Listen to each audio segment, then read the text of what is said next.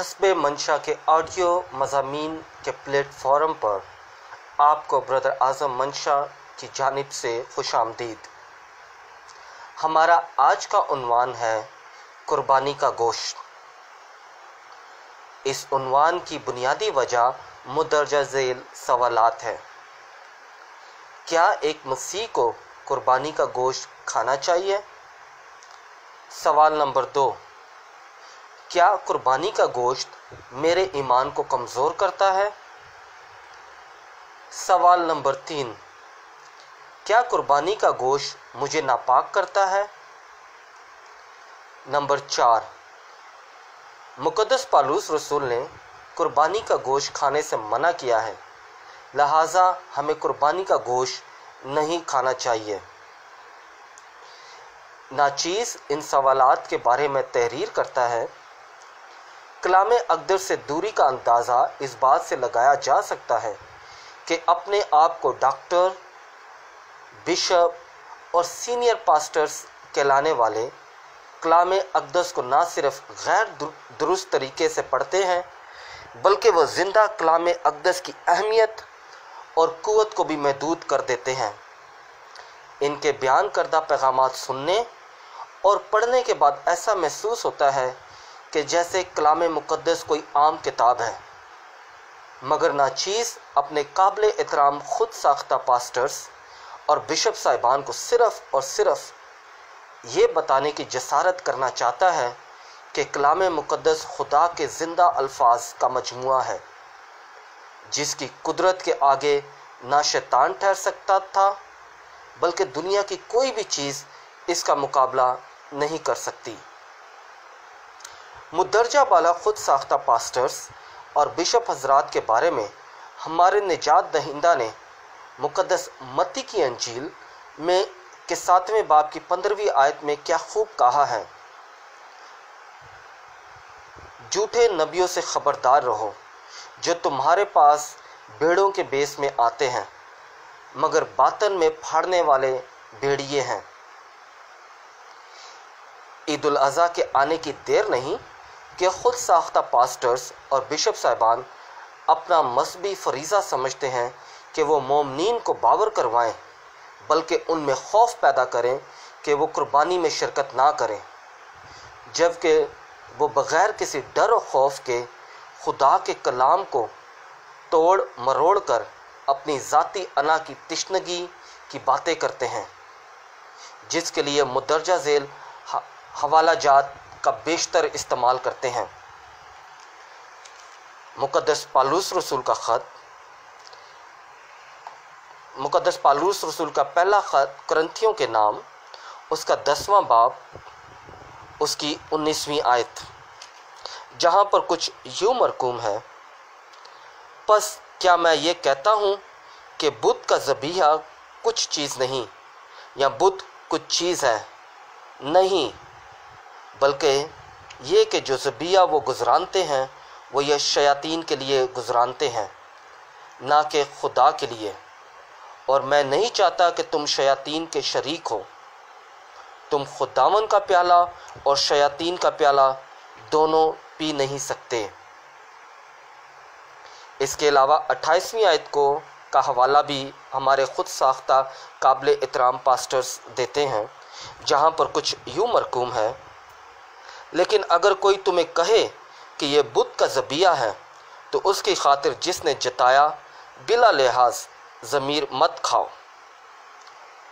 इसके अलावा इब्रानियों के नाम ख़त, उसका 9वां बाब और उसकी 12वीं आयत का हवाला देते हैं, जिसमें वो यीशु मसीह की कुर्बानी को आज की कुर्बानी से मिलाते हैं।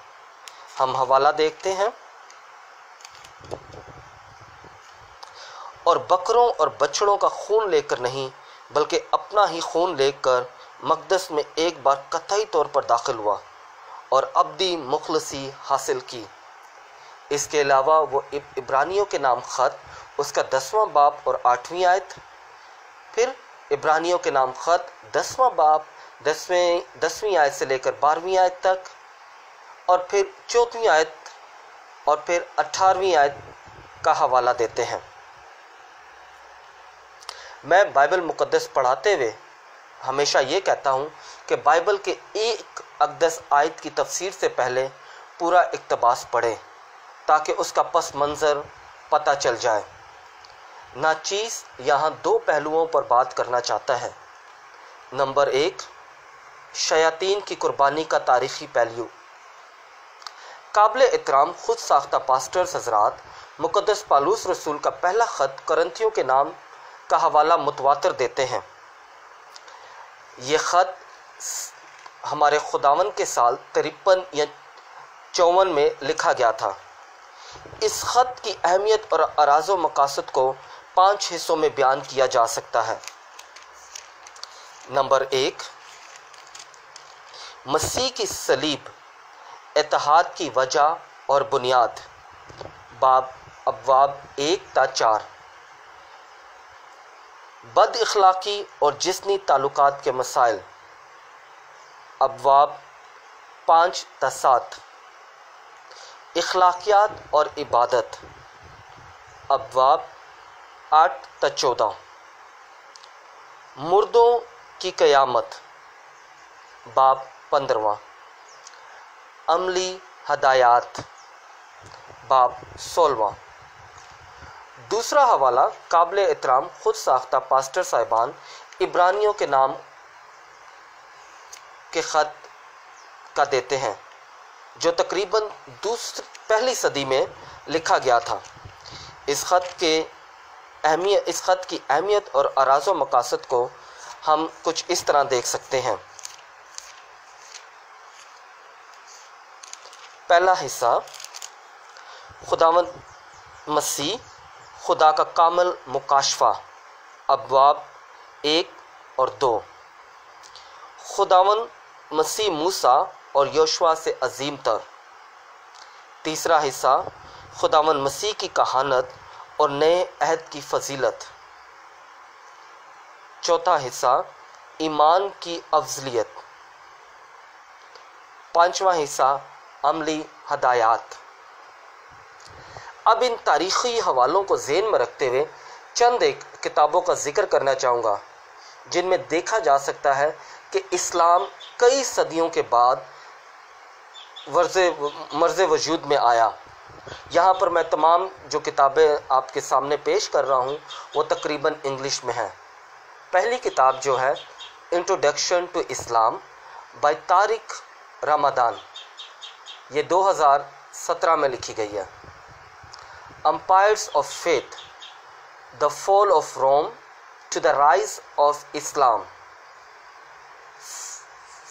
5th century to the 7th century by Peter Saris، 2011۔ The Historical Origin of Islam by Walter William، 2013۔ ان کتب میں ہم دیکھ سکتے ہیں کہ اسلام کی آمد جو ہے وہ کئی صدیوں کے بعد مسیحیت سے ہوئی۔ اب ان تاریخی پہلوؤں کو ذہن میں رکھ کر سوال کریں کہ کیا مقدس پالوس کس قربانی کا ذکر کر رہے ہیں؟ کیا وہ موجودہ قربانی کی بات کر رہے ہیں؟ کیا وہ معاشرتی تفرقے کی بات کر رہے ہیں؟ کیا وہ نفرت کی بات کر رہے ہیں؟ میرے ادنیٰ سے خیال میں صرف ایک آیت مبارکہ کو بنیاد بناتے ہوئے اس کی تفسیر اور اس کے سیق و سباق سے ہٹ کر بات کرنا کلام اقدس کی تاثیر کو کم کرنا ہے۔ اب اگر آپ کرنتھیوں کے نام پہلا خط کے 8ویں باب کا مکمل مطالعہ کریں تو وہاں بتوں سے زیادہ کامل ایمان یعنی مضبوط ایمان اور کمزور ایمان کی بات کی گئی ہے، کیونکہ مقدس پالوس بتوں کے بارے میں بڑے واضح الفاظ میں کہتے ہیں۔ پس بتوں کے ذبیحے کھانے کی بابت ہم جانتے ہیں کہ بت دنیا میں کچھ چیز نہیں اور سوائے ایک کے اور خدا نہیں۔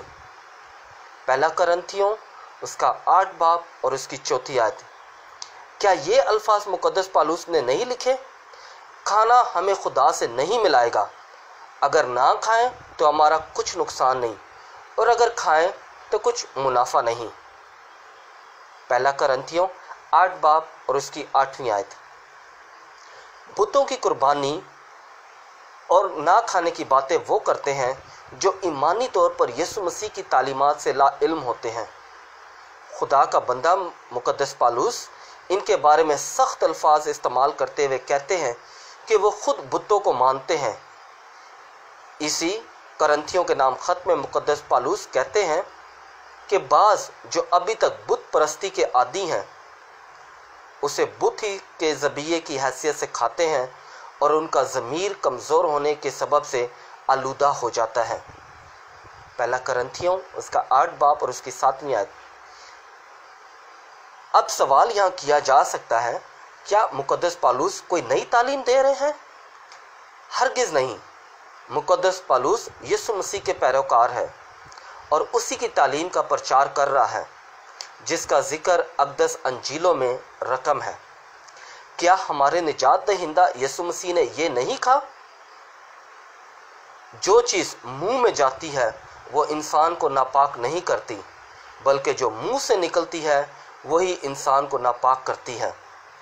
अंजील मुकद्दस बा मुताबिक मुकद्दस मत्ती उसका 15वां बाब और उसकी 11वीं आयत। क्या हमारे निजात दहिंदा यीशु मसीह ने यह नहीं कहा, जो ईमान लाता और बपतिस्मा पाता है वो निजात हासिल करेगा। मज़ीद, और जो ईमान लाएंगे उनके साथ ये निशान होंगे। मज़ीद, अगर कोई मौलिक शय पिएंगे तो ये उनके लिए ज़र-रसा ना होगी। अंजील मुकद्दस बा मुताबिक मुकद्दस मरकस उसका 16वां बाब 15वीं आयत मुबारका से लेकर 18वीं आयत मुबारका तक। मुदरजा बाला हवाला जात की रोशनी में अगर आज भी खुद साख्ता पास्टर्स और बिशप साहिबान कलाम मुकद्दस की क़ुव्वत को महदूद करने में सरगर्म हैं, तो नाचीज़ से तालिब इल्म ये बताने की जसारत कर रहा है कि हमारे निजात दहिंदा यीशु मसीह के अल्फाज हर एक चीज़ को पाक कर देते हैं। हम जिंदा यीशु मसीह पर ईमान रखते हैं, जो कोई चीज़ खाने और पीने से मुश्किल में नहीं पड़ता। हमारा मसीही ईमान इतना भी कमज़ोर नहीं कि हम कोई चीज़ खाएं और पिएं तो वो मुश्किल में पड़ जाएगा। मेरा ज़िंदा यीशु मसीह इतना भी कमज़ोर नहीं कि कोई चीज़ इस पर गालिब आ जाए।